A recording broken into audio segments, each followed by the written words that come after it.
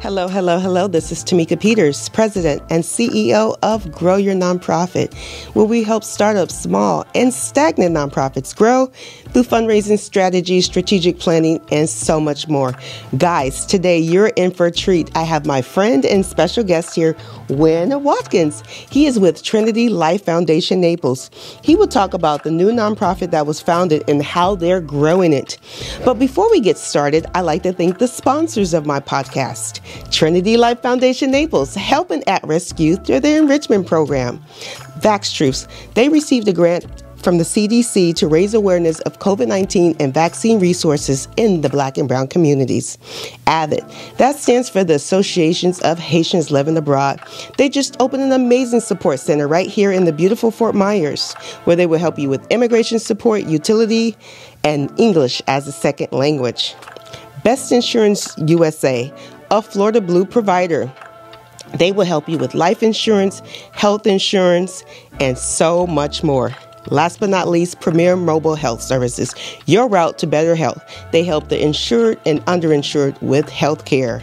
So, like I said, Wynn Watkins, how are you doing, Wynn? Good morning, Tamika. How are you? Oh, I'm doing fantastic. I think this interview is like way overdue. You think so, huh? I think so. We've been recording this podcast for about 2 years, but Trinity Life Foundation has been our client for, I would say, at least 4 years. I think I've done 4 out of the 5 of your Dr. King prayer breakfasts. Yes, you have, very much so. Yeah. We're grateful to that. We're fortunate to have someone of your caliber to work with our team to work in our nonprofit area. Thank you. Thank you. It is my pleasure. And I've seen how you guys have grown over the years with you guys. We'll talk about the plans that you guys have to expand to Immokalee. But before we get into that conversation, I always like to start off my interviews with finding out who is the person behind the nonprofit.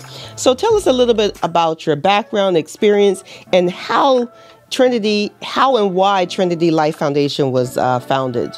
Well, my background has nothing to do with Trinity Life Foundation or nonprofits. I am a retailer by trade and still a retailer even though I'm retired, but I spent 40 years in corporate America in that industry, and I had a great love for it.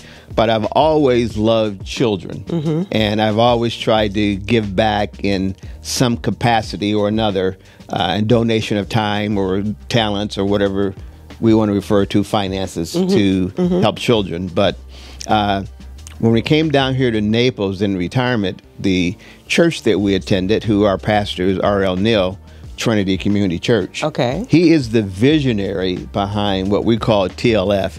Everybody shortens up their name, but Trinity Life Foundation. And believe it or not, it started out with us helping one student in our church. Okay. And we went to court with them for a small incident that he was involved in, and pastor asked members of the congregation if they would go down with us to hear this court trial. And we all had our Trinity Community Church, Trinity TCC, Trinity Community Church T-shirts on. Right. And while the young man was standing there in front of the judge looks over and she sees 9 or 10 people with these shirts on. And she asked the young man, "Did these people really come with you to support you?" Wow. And he said, "Yes, ma'am." And she said, "Do you have any idea of the support of them taking their time to be here with you for your benefit?" And he responded back, "Yes, ma'am." And she was so excited about that, and so was our pastor, because while we were there, this young man was given several different assignments to do and bring them back to the court to see if he was doing them properly. And so the very next student that came up there did not have the support. Oh, wow. And they didn't understand all the various laws and the rights of parents and of students. And that stuck with Pastor Neal. And so Pastor Neal said, we need to come up with some way to help parents and help students. But long story short, the young man that we went to court with, he completed all the assignments. He did the hours he was required to do in the community, and he wrote this very nice letter in regards to the incident, writing an apology. And we went back to court, and the judge saw it, and she just had a big smile on her face. Wow. Because he had learned a lesson. Right. And then again, the very next person who came behind him did not complete the assignment that was given to her. And she wound up spending additional days in the juvenile detention center. Wow. And so that just furthered Pastor Neil's zeal to do something. So we started a little mentorship group of men within the church.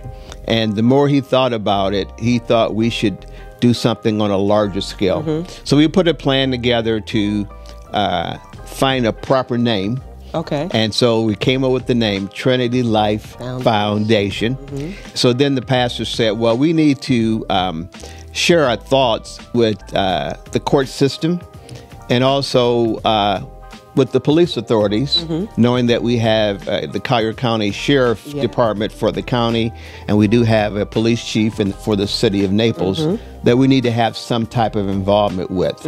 So we were very fortunate. We set up a meeting with Judge McPhee, explained the program to him, and he thought it was very worthwhile, and he supported it. So we were able to get students to come to the enrichment program because we teach them how to be positive citizens. Yes. We try to change their thought and their environment so they don't get locked in that for life and then go into a criminal life. Right. We don't want that for our kids, especially the youngsters today who have so much in front of them. Right. And all that they see is not all good. Right. So we worked very hard with that in mind. So then we went down to meet with Sheriff Rambaugh, and we went in to ask him if he would be so kind as to identify an officer who would be willing to serve on the board with Trinity Life Foundation. And we're sitting in his office, and he says, well, you already have. He says, it's me. And there was like quiet in the room. Oh, wow. I know quiet. You didn't expect that. Not at all. And so the assistant police chief said, Wynn, do you realize what just happened here? And I said, yes, I do. That's why we're in silent and shell shock, because Sheriff Rambaugh thought so much of the program, and he too has such a heart for young people, for them to go on the straight way, the narrow way, to be positive citizens. He volunteered to be on our board. And so that was a wonderful experiment for us, excitement for us, and to have him on board. And then we went over to the city of Naples, and we established an advisory committee, and we asked the police chief over there to sit on our advisory committee, and we have that with a group of 6 people, just so we can bounce things off of and get their point of view, also when we're working with our board of directors. You know, I think that's very important, because I always emphasize the importance of creating and being intentional with your board matrix. So when you were putting together your board matrix and your advisory committee and what that makeup should look like, walk me through that process. The makeup should look like professionals in our community, regardless of their background or their career choice. They have a love and a concern for youth. Okay. And they want to see Collier County grow. And so if we're going to grow on all the different facets, we can't overlook the next generation coming up. Right. That's our children. And people don't believe that we have a situation in Naples that through the citation department, that population can exceed over 200 at any given time. Wow. And so we've got to find a way to nurture those young people, to get them on the right track, to give them incentives to help them develop what they want to be so they can be successful.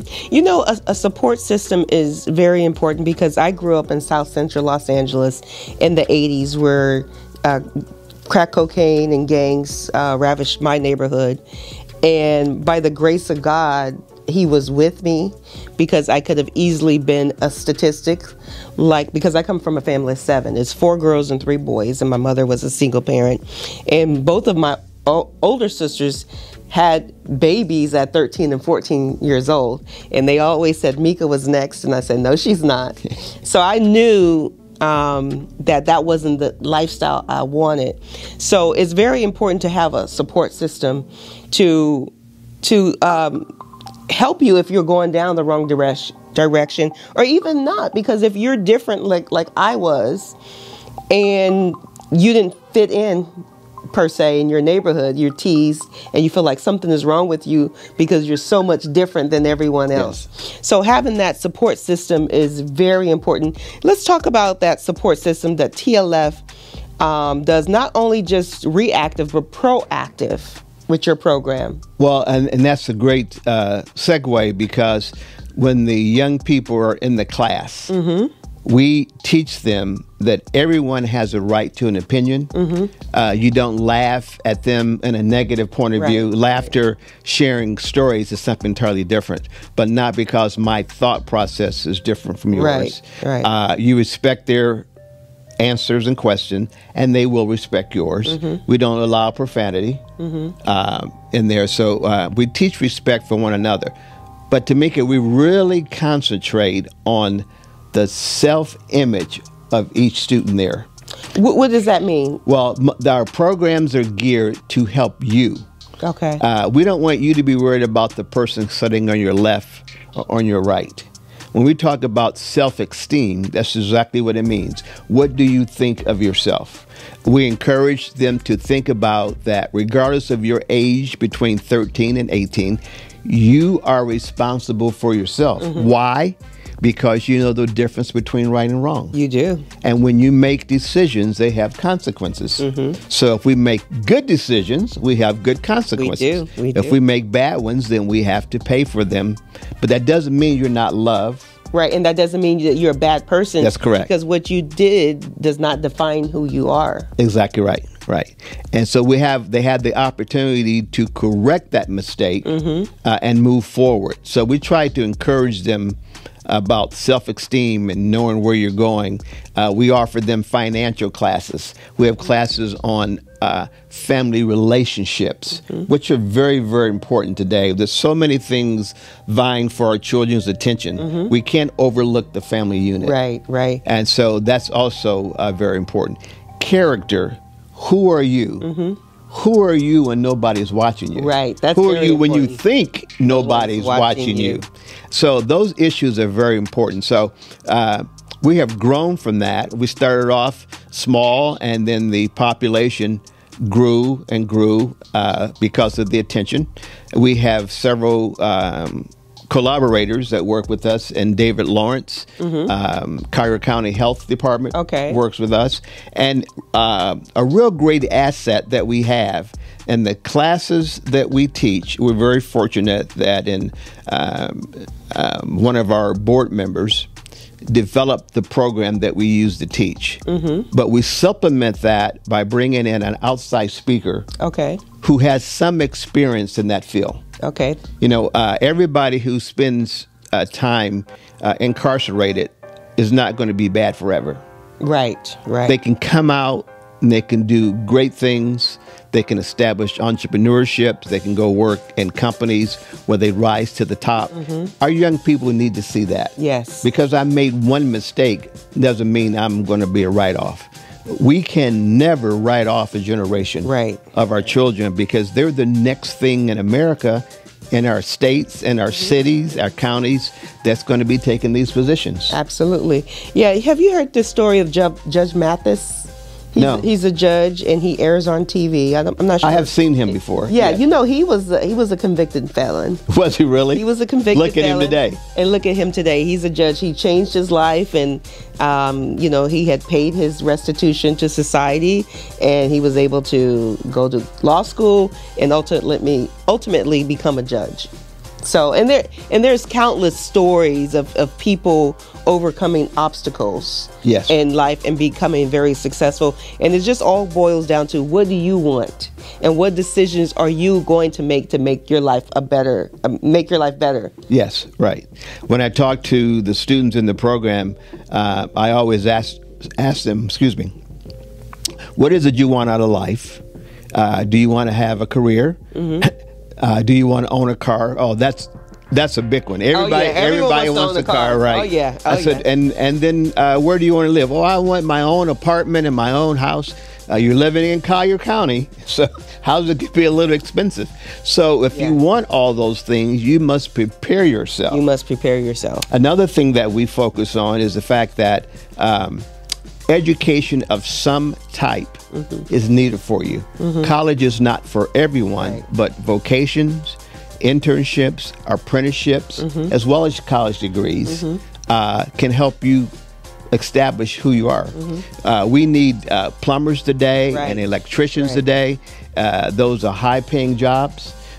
We need people in the fire departments. We have a course that we teach the 50 highest paying jobs. Oh wow, I love it. In Collier County. Wow. And so we expose all that to the students to get them to start thinking about it. At age 14 and 16, you're not too young to start dreaming of what you want to be. And I use the word dreaming because you can hold on to your dreams and make your dream a reality. And it all depends on your preparation. So we try to instill that. We try to encourage that. It's amazing if some of our students would have thought before they committed the act that would have got them in trouble, they wouldn't be in the class today. Right. They just do it by impulse. So we teach them what we call the STAR program, to stop, think, act, and reflect. I like that. Okay, so you're thinking about what you're about to do. No, that's not in my best interest. Right. Okay. Right. And so if they can get that thought in their mind, they don't do impulsive things that get them in trouble. That's 5 minutes of trouble, gets you a couple years of attention. That is not what we want for our young people. So Wynn, I told you the time goes by fast. Yes, you did. Yeah, we're down to 3 minutes. Oh no. So if someone wants to get involved with TLF, can you please run through different ways people can get involved and how they could reach out to you to get involved? Well, they can get involved by willing to be a speaker. A speaker? For our classroom, because the kids love to see people who have done real things. What I want to know is, why haven't I been invited as a speaker? You are always invited as a speaker. And be careful what you ask for, because you can be a multiple speaker. I can, because I had a career in government. I worked in the mayor's office. I ran several nonprofits as executive director, and now I'm an entrepreneur and an investor. I think that's wonderful. You are going to be invited to be as a speaker. Anyone who makes those comments to me, be careful what you say, because you will be in front of our young people. I would love that, because I remember when I was public information officer for the city of Naples in the mayor's office, and I would give tours of City Hall. And I gave a tour of a group of after-school kids who went to I think it's called River Park Community Center. And I remember this young African-American girl, and we actually did a commercial. Actually, I did the Hodges University commercial, and I'll show you that commercial. When I was speaking, the way she looked up at me and she smiled, like she saw her reflection in me, like I could actually work at a city, I could do anything. Just that smile and the attention that I got when I was in that position, that people were amazed that I was the first African American that was in that position, and there hasn't been any since, and that I worked in the mayor's office. And I didn't think it was a big deal. I'm from California, and so I didn't think it was a big deal. When I thought about it, I was like, wow, this is a big deal.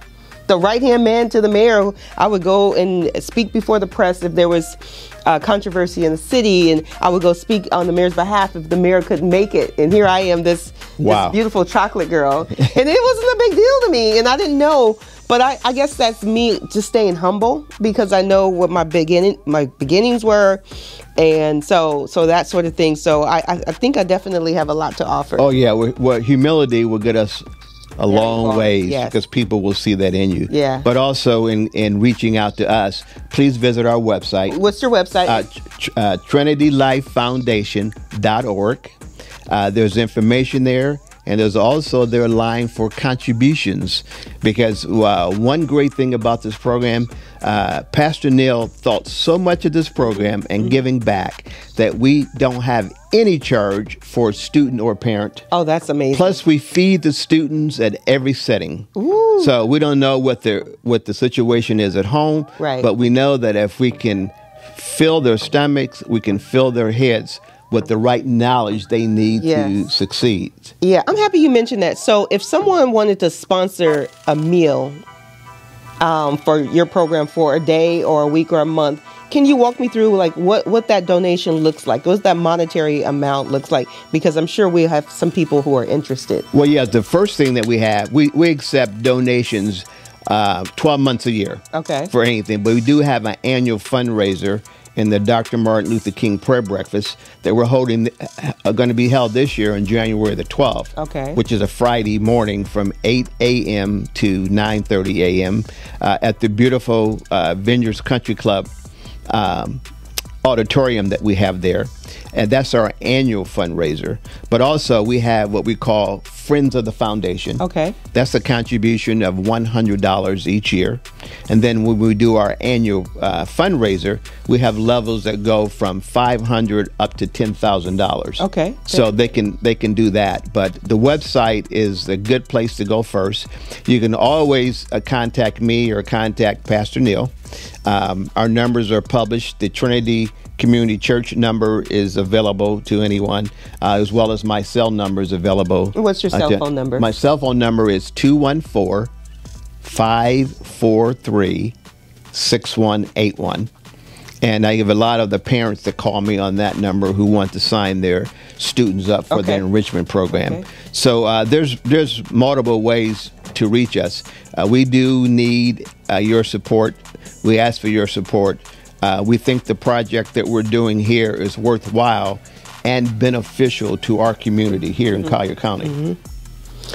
Thank you so much, Wynn, for your time coming on the Grow Your Nonprofit podcast and sharing with our audience how you're growing your nonprofit. Well, thank you so much for inviting me. You're welcome. So, guys, you heard it here. Another nonprofit in the beautiful Southwest Florida making an impact in the lives of our youth. Our youth are our future, not only through their partnerships, through their annual fundraisers, providing meals for the kids after the program ends, because you never know what the situation is at home, but changing them and lowering the recidivism rate with our youth. So this is important.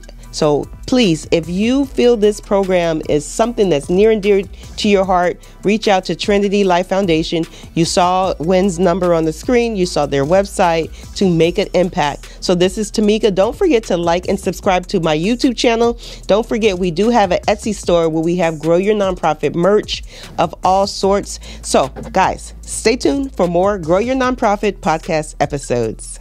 Introducing the Grow Your Nonprofit merch in our Etsy store. So go on over to our Etsy store today and explore our collection. Pick your favorites. By doing so, you're not only elevating your style, but also contributing to the Grow Your Nonprofit mission. Thank you for being part of our community, and thank you for your dedication to making a difference.